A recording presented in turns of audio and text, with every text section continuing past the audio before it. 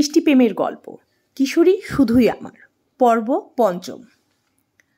তনয়া আর বৃষ্টি আবার গল্পে মেতে ওঠে। স্কুলের মন্ত্রী আসার কারণে আজ কোনো ক্লাস নেই। ছাত্রীরা সবাই গল্প করছে। হঠাৎ করে তনয়া বৃষ্টিকে বলে, দোস্ত, তোর মনের ইচ্ছার কথাটা ভাইয়াকে বলবি না? তোর প্রতিদিন রাতের স্বপ্ন ভাইয়াকে জানাবি না? আমি তো ওনার সামনে গেলে কাঁপাকাঁপি শুরু করি। এখন যদি আমি ওনাকে বলি আমার খুব ইচ্ছা আপনার সঙ্গে বাইকে করে রাতের শহর ঘুরব, তখন সে বলবে আগে তোমার কাঁপাকাঁপি বন্ধ করো, তারপর এসো। আমাকেই স্বপ্ন দেখেই যেতে হবে। তা দোস্ত, আজকে আবার কি স্বপ্ন দেখলি? আজকে দেখেছি সাগর ভাইয়াকে জড়িয়ে ধরে তার বাইকের পেছনে বসে অনেক দূরে হারিয়ে যাচ্ছি। আর সাগর ভাই আমাকে মিষ্টি করে যা বলা যাবে না। আমি না তোর দোস্ত, তো কি হয়েছে? এখন আমি আমার কলিজার সাথে বাসর করলেও তোকে বলবো? আল্লাহ, আমার দোস্ত তলে তলে এত দূর চলে গেছে, আর সাগর ভাই মনে করেন যে তার ছোট্ট জান কিছুই বোঝে না।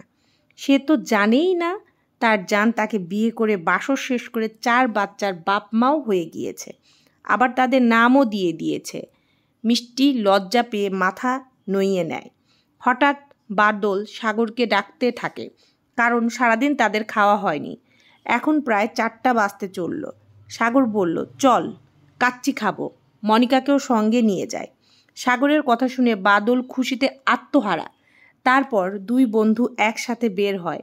তারা কলেজের সামনে আসতে দেখতে পায় মনিকা, বৃষ্টি ও তনয়া একসাথে দাঁড়িয়ে আছে। তখন বাদল বলে, দোস্ত, আমার বোনকেও নিয়ে যাই সাথে। সাগর বলে, কোনো সমস্যাই নেই। পাশের থেকে রবিন বলে ওঠে, ভাই আমিও যাই। তনয়াকে দেখে সাগর বলে, তনয়া তুমিও চলো আমাদের সবার সাথে। সবাই যাবার জন্য একত্রিত হয়। বাদলের বাইকে মনিকাকে উঠিয়ে দিয়ে বলে, রেস্টুরেন্টে গিয়ে টেবিল বুক কর। তারপর বৃষ্টিকে বলে, বাইকে উঠে এসো। রবিনকে বলে, তনয়াকে নিয়ে তুই যা। বৃষ্টি দাঁড়িয়ে রয়। সাগর বৃষ্টিকে উদ্দেশ্য করে বলে, কি হলো, উঠে আসো। তনয়া বৃষ্টির দিকে তাকিয়ে হেসে বলে, আরে দোস্ত, তাড়াতাড়ি ওঠ, আমাদের তো দেরি হয়ে যাচ্ছে। বৃষ্টি তনয়ার কথায় অবাক হয়ে তাকিয়ে রয়। বৃষ্টি ভাবতে থাকে, কি সহজেই তনয়া আর রবিন ভাইয়ের বাইকে উঠে গেল।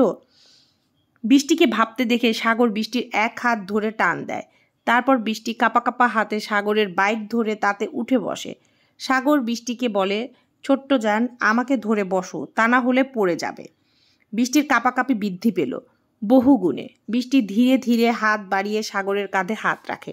তারপর ওরা 4 জন মিলে যেতে থাকে রেস্টুরেন্টের উদ্দেশ্যে।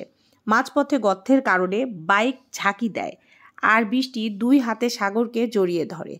আর সাগর সেই মুহূর্তে আরও জোরে বাইক চালাতে শুরু করে। তনয়া, রবিন, মনিকা, বাদল বসে অপেক্ষা করছে বৃষ্টি ও সাগরের জন্য। ওরা আসলেই খাবার অর্ডার করবে। তনয়া ও রবিনকে একসাথে দেখে কিছু বলেনি বাদল। ও ভেবেছে সাগর যদি বৃষ্টিকে বাইকে করে আনে তো অবশ্যই তনয়া কার সাথে আসবে। তাই বিষয়টা খুব সাধারণভাবে নিয়েছে বাদল। বাদলের ভাবনার মাঝে বৃষ্টি ও সাগর চলে এলো। সাগর বলল, তুই আর মনিকা একসাথে বস, আমরা 4 জন অন্য টেবিলে বসছি। তারপর তনয়া, রবিন, বৃষ্টি ও সাগর তাদের টেবিলের কাছে যায়। তনয়ার পাশে বৃষ্টি বসতে নিলে রবিন বলে ওঠে, পিচ্চি ভাবি, এখানে আমি বসি, আপনি ভাইয়ের পাশে বসেন। বেশি লজ্জা পেল যেন বৃষ্টি। তারপর আস্তে করে গিয়ে বসে পড়ে সাগরের পাশের সিটে। সাগর এখন এখানে নেই, সে ওয়াশরুমে গেছে। সাগর ফিরে এসে বৃষ্টির পাশে বসে পড়ল।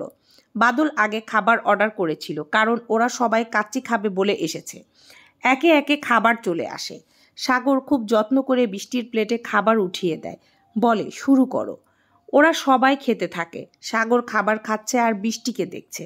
হেজাব পরার কারণে মেয়েটি ঘেমে গেছে। সাগর তার হাতে থাকা টিস্যু দিয়ে বৃষ্টির কপালের ঘাম মুছে দেয়। খাবার বৃষ্টির গলায় আটকে যাওয়ার মতো অবস্থা। ওদের দেখে রবিন ও তনয়া মিটমিট করে হাসছে একে অপরের দিকে চেয়ে। ওদের খাওয়া শেষ হলেই সাগর ফালুদা দিতে বলে। সাগর জানে বৃষ্টির ফালুদা ভীষণ প্রিয়। ফালুদার কথা শুনে বৃষ্টি খুশি হয়ে যায়। সাগরের দিকে তাকালো। ওয়েটার এসে 4 বাটি ফালুদা দিয়ে গেল। বৃষ্টি, তনয়া, রবিন খাওয়া শুরু করলো।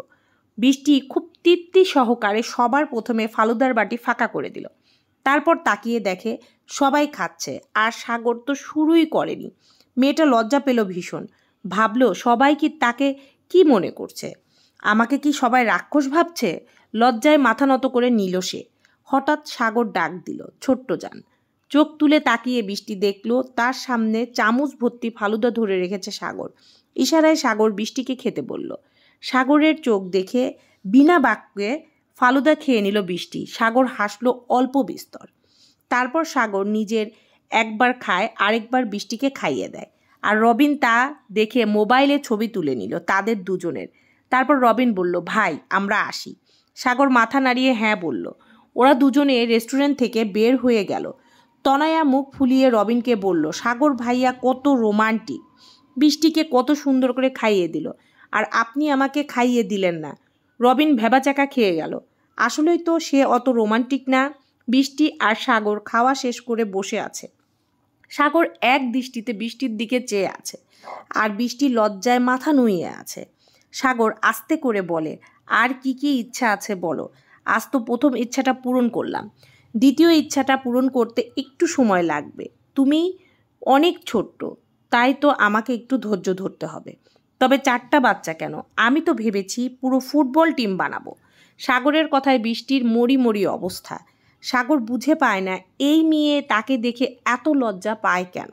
সাগর বলে, আমাকে দেখে এত লজ্জা পেলে তোমার স্বপ্ন কিন্তু কখনোই পূরণ হবে না। তারপর আস্তে করে বলে, বৃষ্টির হাতটা তার হাতের মধ্যে নিয়ে বলে, তুমি আমার প্রথম ভালোবাসা, আর তুমি আমার শেষ ভালোবাসা। জীবনে বেঁচে থাকতে হলে আমার তোমাকেই চাই। আমি জানি আমাদের বয়সের পার্থক্য আছে, তবে কিছুই করার নেই আমার। হঠাৎ করেই সাগরের ফোন বেজে ওঠে।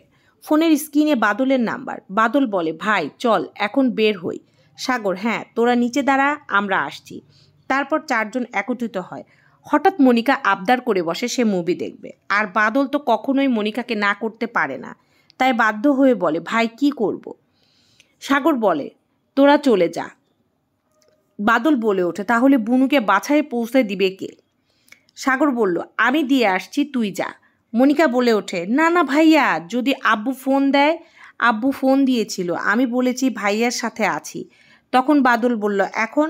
সাগর বলল, তোরা মুভি দেখ, আমরা আশেপাশেই আছি। তারপর সাগর তার ড্রাইভারকে ফোন করে তার গাড়ি নিয়ে আসতে বলে।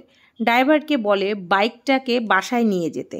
সাগর ড্রাইভিং সিটে বসে পাশে বৃষ্টিকে বসতে বলে। তারপর বৃষ্টিকে নিয়ে গাড়ি করে চলে যায় নদীর ধারে। তাদের গ্রামের নদীর ধার খুবই সুন্দর।